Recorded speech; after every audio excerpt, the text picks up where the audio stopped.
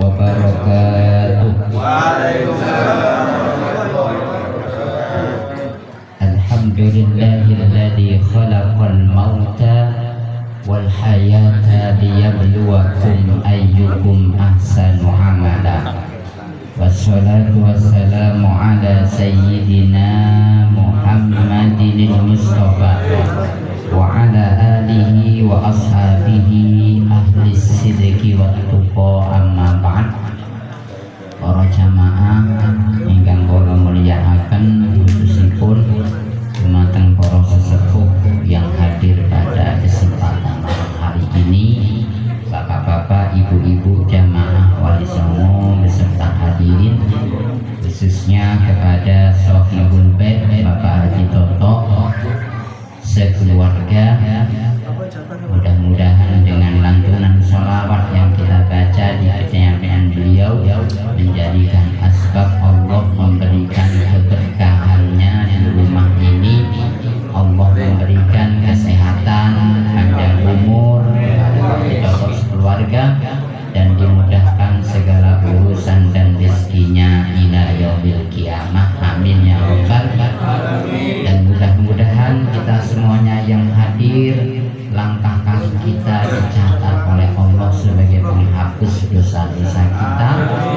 Meskipun cuaca dari tadi siang, pagi sampai malam ini diguyur hujan, tapi insya Allah ini justru tidak menyurutkan semangat kita untuk bersolawat, untuk hadir di majelis rutinan setiap malam Sabtu ini. Pada malam hari ini, di samping kita rutinan malam Sabtu yang gilirannya Pak Haji Toto, juga dirangkaikan dengan doa haul atau naum yang ke-36 dari almarhum Bapak Sarjono sebagai orang tua Pak Haji Toto. Kita doakan mudah-mudahan doa kita diterima oleh Allah Subhanahu wa Ta'ala. Dan doa seperti ini adalah salah satu cara kita birrul walidain kepada orang tua kita yang sudah wafat. Salah satu cara yang masyru', yang disyariatkan dan dicontohkan oleh Rasulullah adalah memperbanyak kita mendoakan orang tua kita yang sudah wafat. Kemudian kita bersedekah, kita niatkan untuk orang tua kita. Mudah-mudahan apa yang dihadirkan oleh Pak Haji Toto ini sebagai birrul walidain beliau kepada keluarganya. Terlebih malam ini kita berada di malam bulan Rajab, tepatnya pertengahan ya, malam 14 kalau tidak salah. Salah satu asyahrul muharram, bulan yang dimuliakan Allah Subhanahu wa Ta'ala. Apalagi kita masuk di awal-awal tahun ini harus banyak melakukan tafakkur agar waktu yang kita lewati, yang kita lalui semakin bermakna di hadapan Allah Subhanahu wa Ta'ala. Almarhum Bapak Sarjono ini memberikan nasihat kepada kita bahwa kita semuanya pada waktunya akan mati. Bapak-bapak akan mati pasti. Ibu-ibu apalagi yang cerita terus pasti mati. Mudah-mudahan dipanjangkan umurnya. Jangan mendoakan dipercepat umurnya. Urusan mati ibu-ibu duluan gak apa-apa, saya belakangan. Mugi-mugi ini menjadi wasilah ibu-ibu untuk fokus gitu. Kenapa Allah dawuh walikulli ummatin ajal. Setiap kita itu punya batas waktu. Setiap kita punya batas waktu. Sampai kapan tidak ada yang tahu di antara kita. Kita yang umur 40 tahun, saya 43. Jadi pada umumnya rata-rata umat Muhammad 60 sampai 70 tahun. Tapi banyak juga orang yang wafat di umur 43 tahun. Rahasia Allah Subhanahu wa ta'ala. Fa idza jaa ajaluhum maka ketika batas itu sudah habis, maka la yastakhiruna sa'ata wa la yastaqdim, pasti mati. Tidak ada manusia yang hidup di dunia ini hidup selama-lamanya, tidak ada, pasti mati. Maka di sisa umur kita ini mari kita gunakan mempersiapkan sangu urip teng akhirat nih.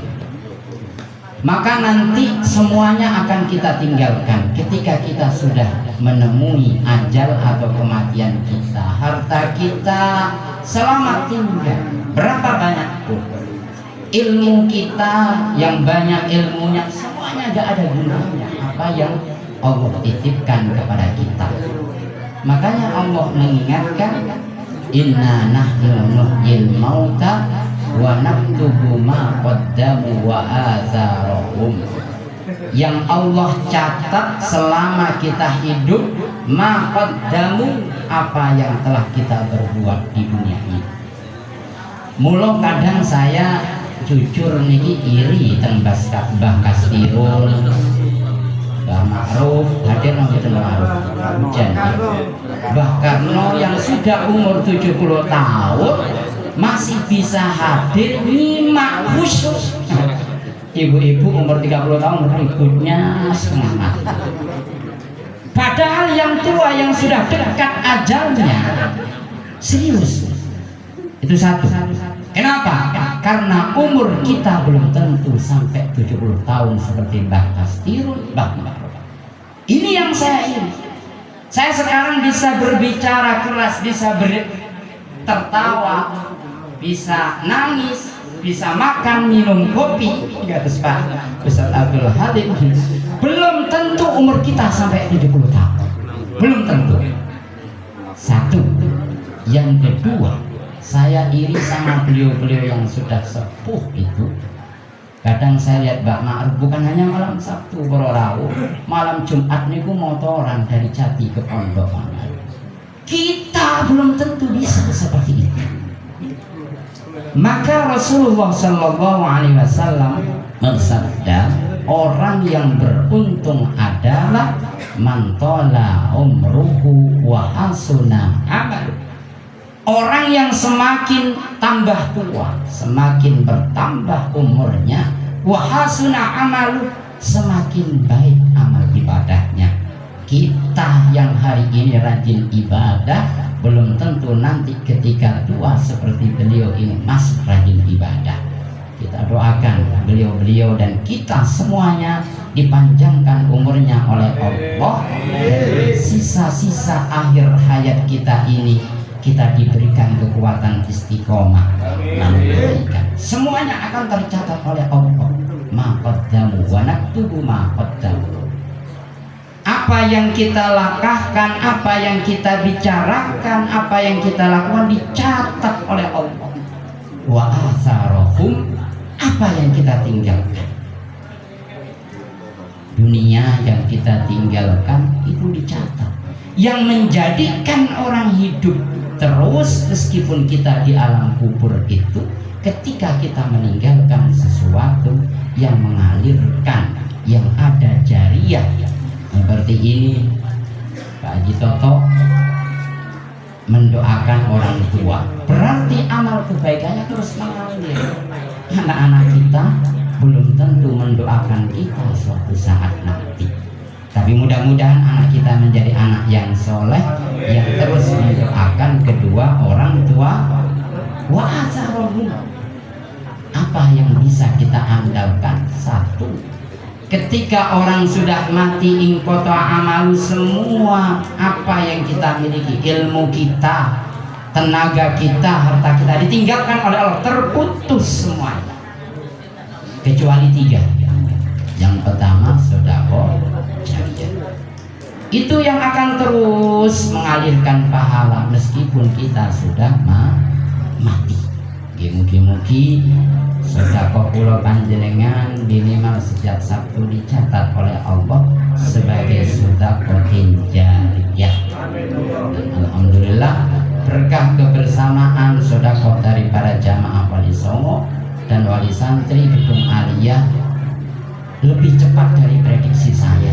Tinggal ngecek sudah jadi lantai 1. Insya Allah ini semuanya menjadi bekal kita semuanya menghadap Allah Subhanahu. Yang kedua, au ilmin yuntafa'u bih, sepintar apapun orang, sebanyak apapun ilmu seseorang, percuma ketika kita sudah mati, kecuali yang bermanfaat ilmu yang kita ajarkan. Harta kita percuma kita tinggalkan, kecuali yang kita sedekah. Ini kalau mati loh ya, kalau mati. Dan yang ketiga, awaladin sholihin yada'ulah, anak soleh yang berbakti yang terus mendoakan kepada kedua orang. Asar niki, 3 hal ini yang insya Allah akan menemani kita di yaumil kiamah nanti. Amin ya rabbal alamin. Ada seorang ulama Al-Faqih Abul Les, ini juga barangkali menjadi muhasabah untuk kita semuanya di awal tahun nanti di yaumil mahsyar. Orang-orang niku berebut rame-rame gerombolan menghadap Allah Subhanahu wa taala. Mereka memohon keringanan kepada Allah. Gerombolan yang pertama, kata Al-Faqih Abul Les As-Samarqandi, ada 4 kelompok. Yang pertama minal agniya, orang yang ketika di dunia banyak asetnya, banyak hartanya, banyak jabatannya. Mereka mengadu kepada Allah, ya Rabb kuntu ghaniyan, wahai Allah ketika di dunia banyak kesibukan duniawi, banyak harta yang harus aku awasi, yang harus aku urusi. Falgina sagholani an ibadati, kekayaanku itulah yang aku tidak sempat datang di malam Sabtu rutina. Kekayaanku itulah, kesibukan duniawiku itulah yang menjadikan aku lalai menjalankan perintah. Oh, Allah jawab, wahai fulan, apakah kekayaanmu lebih banyak dari Sulaiman alaihissalam? Sulaiman alaihissalam niku kekayaannya niku kekayaan bangsa Indonesia nggak ada apa-apanya. Bahkan Nabi Sulaiman diberikan kekuasaan bainal masyriq wal maghrib, ujung barat dan timur dunia ini tunduk kepada Nabi Sulaiman alaihissalam. Tapi kekayaan Nabi Sulaiman justru semakin membuat Sulaiman semakin rajin beribadah, semakin bersyukur kepada Allah Subhanahu. Maka ini mengingatkan kepada kita, jangan sampai Allah berikan kita kelancaran makaryo, kelancaran usaha kita. Semakin lancar usaha kita, semakin kita malas beribadah. Na'udzubillah, tsumma na'udzubillah. Minal fuqara, yang kedua, orang-orang yang ketika di dunia diuji kekurangan harta, mereka mencoba memohon keringanan kepada Allah. Ya Rabb, inna hajati mana'atni an ibadati. Ya Allah, karena aku sibuk dengan kebutuhanku mencari makan, sehingga aku tidak sempat masuk ke masjidmu, tidak sempat duduk di majlis zikir, tidak sempat masuk berjamaah sholat 5 waktu. Allah punya jawaban, wahai fulan, apakah engkau lebih fakir dari Isa alaihissalam? Maka tidak ada alasan. Yang ketiga, al-abad, orang yang ketika di dunia pekerja keras, banting tulang siang malam, mencoba mengadu kepada Allah, ya Rabb, begitu berat beban hidupku sehingga aku tidak sempat menjalankan perintahmu sampai wafat. Ya Rabb, ringankanlah siksaanku ini ya Allah. Tapi Allah sudah punya jawaban, wahai hambaku, apakah bebanmu lebih berat dari Yusuf alaihissalam? Yusuf niku berpuluh-puluh tahun jadi budak. Yang terakhir, orang-orang yang ketika di dunia diuji penyakit oleh Allah, al-marid, al-mardud.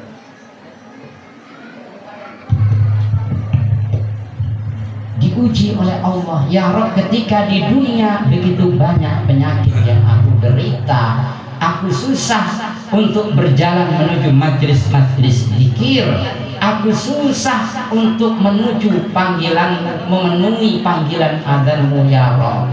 tapi Allah sudah menyiapkan jawabannya. Wahai fulan, apakah sakitmu, penyakitmu yang engkau derita ketika di dunia lebih parah dari Ayub alaihissalam? Para jamaah yang dimuliakan Allah Subhanahu wa taala, ketika itu di hari itu tidak ada lagi alasan yang Allah terima. Maka insya Allah kita berdoa dan mendoakan saling menguatkan di sisa-sisa umur kita. Mudah-mudahan Allah ampuni dosa-dosa kita, Allah berikan kekuatan kepada kita untuk istiqomah dalam keimanan dan ketakwaan kepada Allah Subhanahu wa taala. Cukup sekian, wal afu minkum, wallahul muwaffiq ila aqwamit thoriq. Assalamualaikum warahmatullahi wabarakatuh.